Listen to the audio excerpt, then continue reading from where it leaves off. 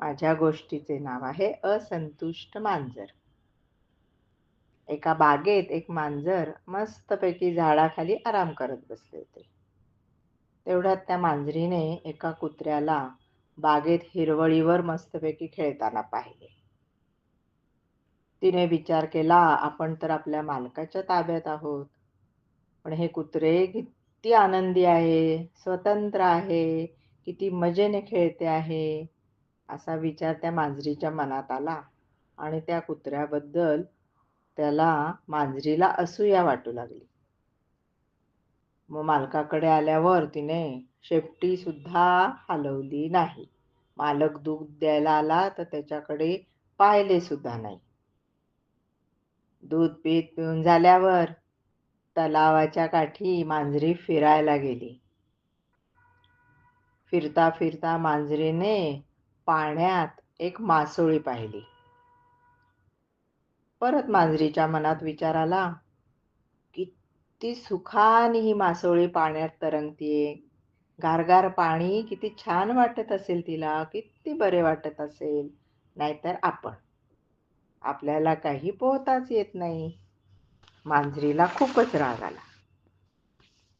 तेवढ्यात ती मासोळी दुसऱ्या मासोळीजवळ बोलताना तिने बोलणे ऐकले. ती मासोळी म्हणत होती, इथे गवतावर त्या मांजरीसारखे झोपायला किती छान वाटत असेल.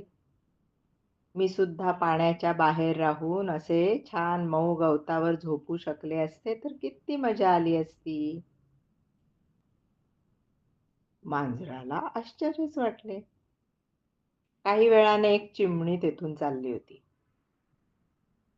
ती मांजरीकडे पाहून म्हणाली, मी या मांजरीसारखे मस्त हिरवळीवर सुखाने झोपू शकले असते तर.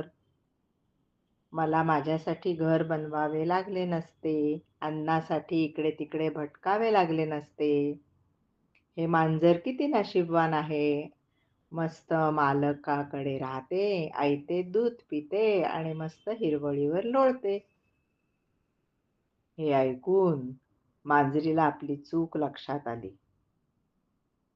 आणि मग तिने निश्चय केला की जे देवाने आपल्याला दिले आहे तेच भरभरून आनंद दिला आहे, त्यातच आपण खूप सुख मानायचे असते. दुसऱ्यांचा कधीही हेवा करायचा नसतो. याच्यावरून काय बोध घ्यायचा? जे आपल्याजवळ आहे त्यात आनंद मानावा.